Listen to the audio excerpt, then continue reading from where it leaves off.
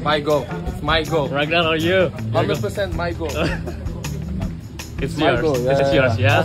Are you sure? Yeah.